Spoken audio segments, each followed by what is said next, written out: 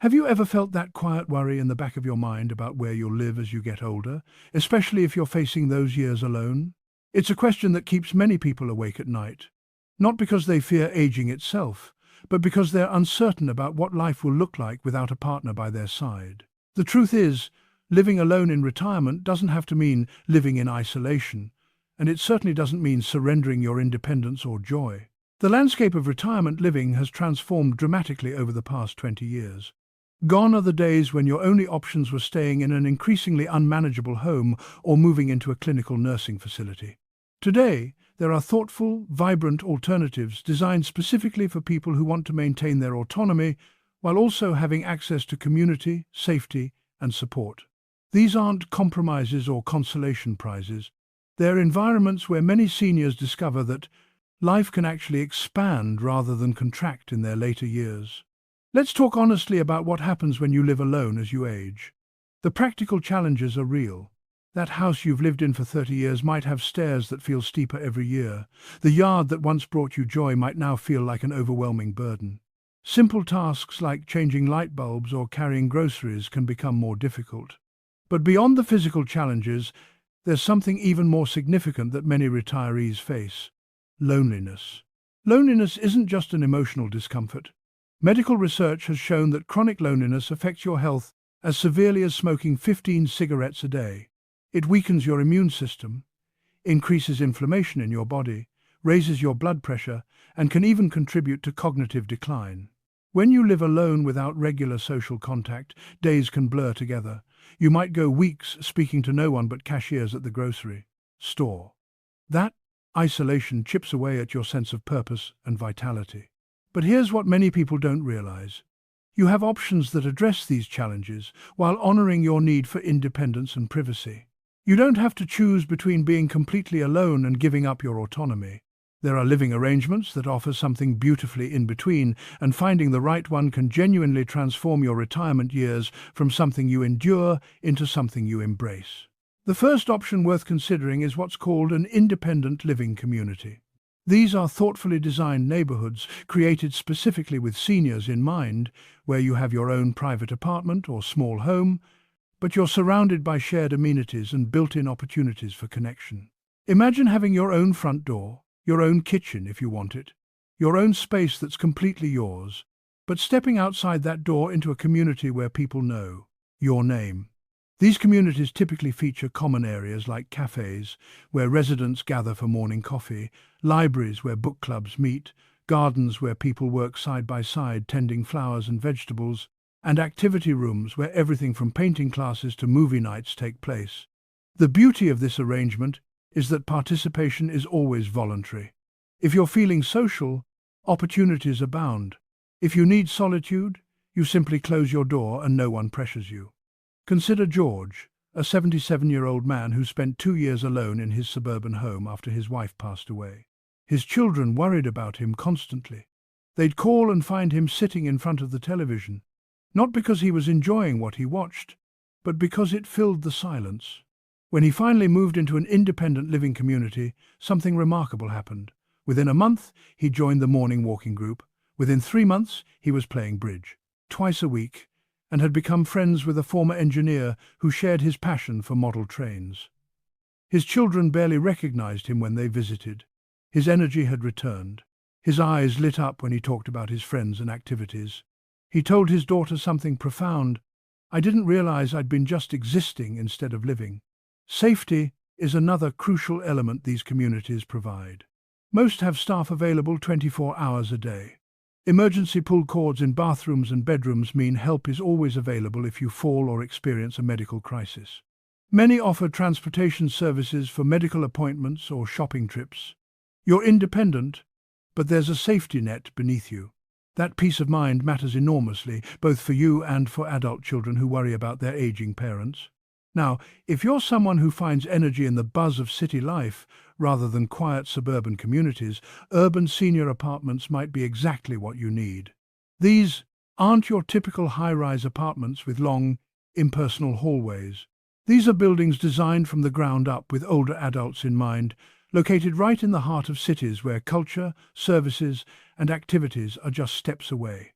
The design details matter tremendously. These apartments feature step-free entries, wider doorways that accommodate walkers or wheelchairs if needed someday, bathrooms with slip-resistant surfaces and grab bars, kitchens with lower counters and easier-to-reach cabinets. Everything is designed to make daily life easier and safer without feeling institutional or medical. But location is what makes urban senior apartments truly special. You're not isolated on the outskirts of town. You're in the middle of everything. Museums, theatres, parks, farmers' markets, libraries, restaurants, all within walking distance or a short bus ride away. Most urban centres have excellent public transportation, often with senior discounts, meaning you don't need to drive to maintain an active life. You can walk to a cafe for breakfast, spend the afternoon at a museum, stop by the park to feed the ducks, and be home in time for dinner without ever getting in a car. Many of these buildings include their own amenities as well. A wellness centre with exercise equipment and classes designed for seniors, a communal lounge where residents gather, on-site social coordinators who organise outings and activities.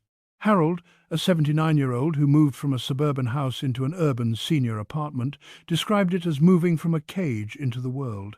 Every day brought spontaneity. He might run into a neighbour in the elevator and end up at a street festival together.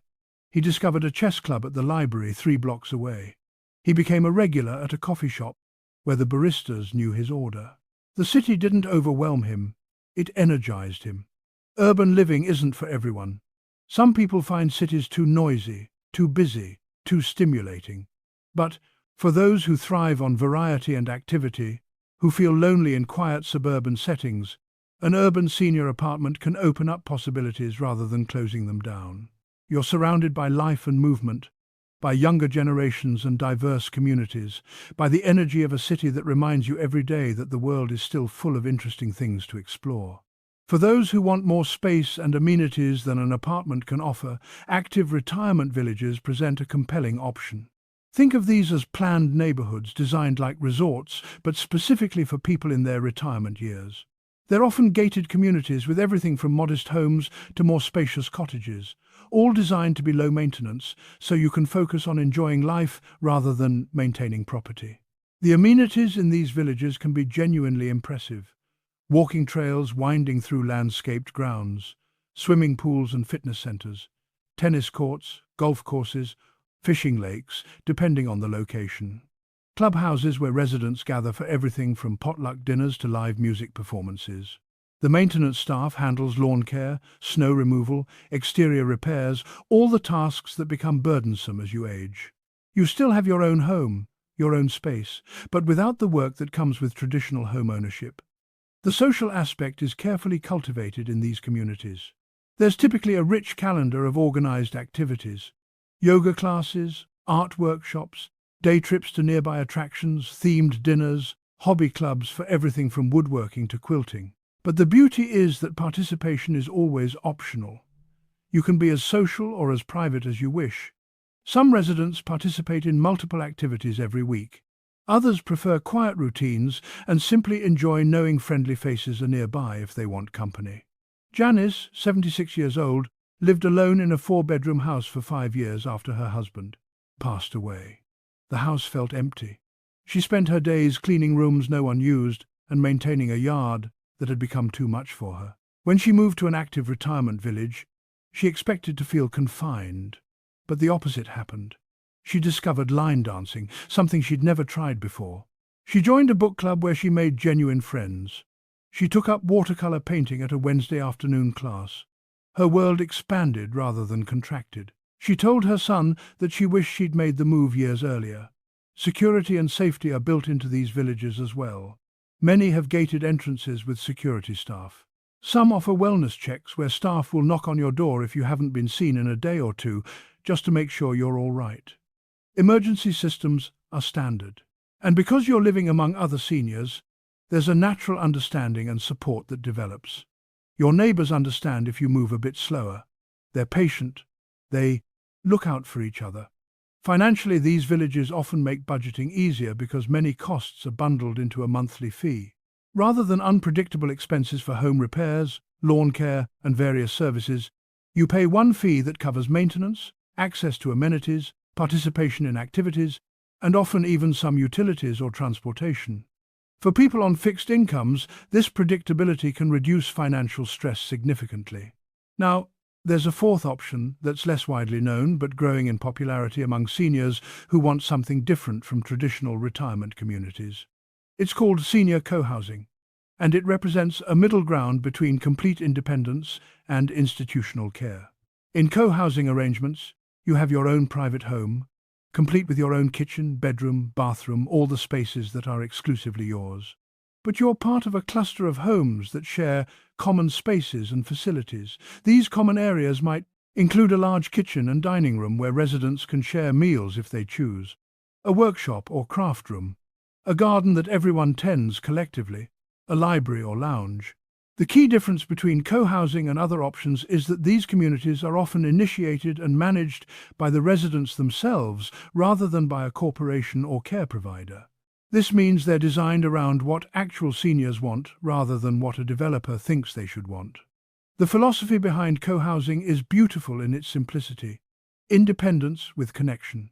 You maintain complete control over your daily life and your private space, but you're embedded in a community where mutual support happens naturally.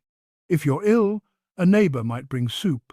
If someone needs help with technology, another resident who's tech-savvy offers assistance. Groups form organically around shared interests. Some co-housing communities have weekly potluck dinners.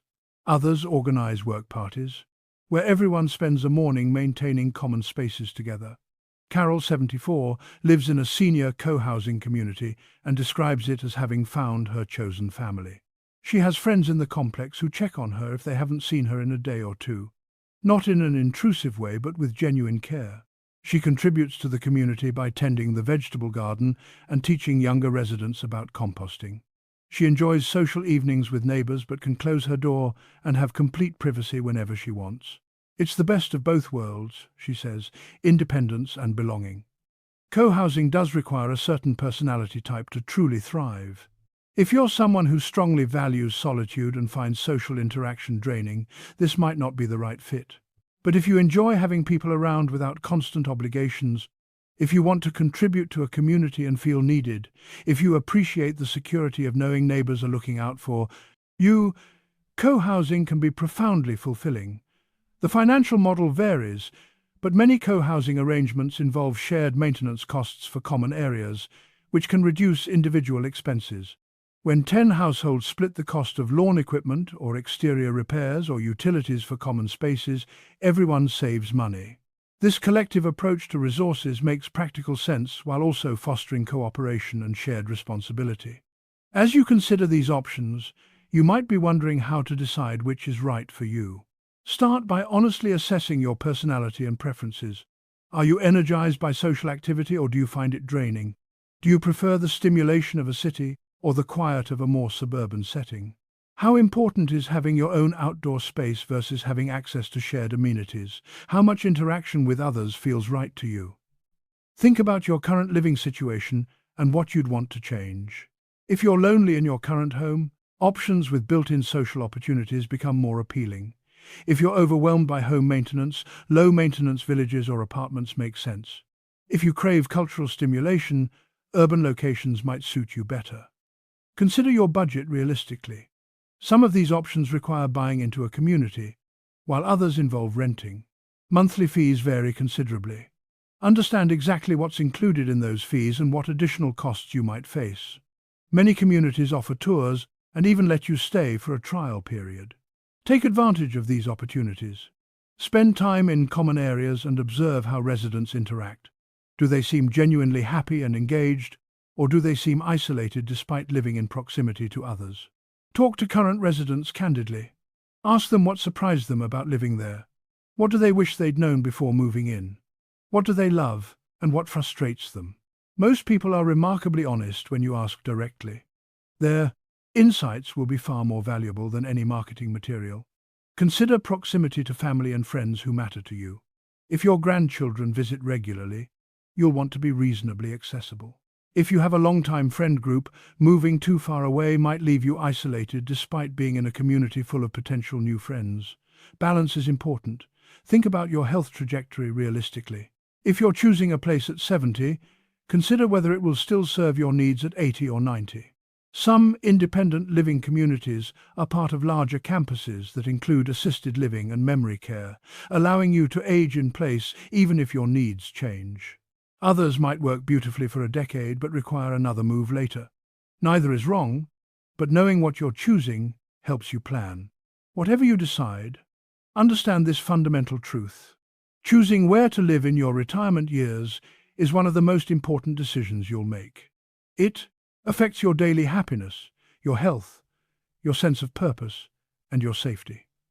It deserves careful thought, honest self-assessment, and time to explore options without pressure. You might feel guilty about leaving a home filled with memories. You might worry that moving into a senior community means admitting you're old. Let go of those feelings. Choosing a living situation that supports your well-being isn't giving up, it's taking control. It's recognizing that your needs have changed and adapting intelligently. That's wisdom, not weakness. Many people report that moving into one of these communities was transformative in ways they never expected. They made new friends. They discovered new interests. They felt safer and less anxious. They had more energy because they weren't spending it on maintaining a home. They felt valued and connected rather than invisible and isolated. These aren't small improvements. These are fundamental enhancements to quality of life. Your retirement years should be a time of freedom and possibility, not decline and loneliness. The right living environment creates the foundation for that freedom. It removes obstacles and provides support. It offers connection without obligation. It maintains your dignity while acknowledging that everyone benefits from community. So here's what I encourage you to do. Take this information and begin exploring what's available in your area or in places you might want to relocate. Request brochures, schedule tours, talk to people who've made these transitions. Don't rush the decision, but don't avoid it either. The sooner you find the right fit, the sooner you can begin enjoying the benefits. Think about what matters most to you in this next chapter of life. Connection, safety, activity, culture, purpose. There's almost certainly an option that aligns with your priorities. You just need to be willing to explore possibilities with an open mind. If this information has been helpful, I invite you to subscribe so you can continue receiving practical guidance designed specifically for your stage of life. Leave a comment below sharing which of these 4 options appeals to you most and why. Your perspective might help someone else who's struggling with this decision. Share this video with friends who might be facing similar choices. We're all navigating these waters together, and shared knowledge makes the journey easier. Remember, living alone doesn't have to mean living without community, purpose, or joy. The right environment can provide all 3 while honoring your independence and dignity.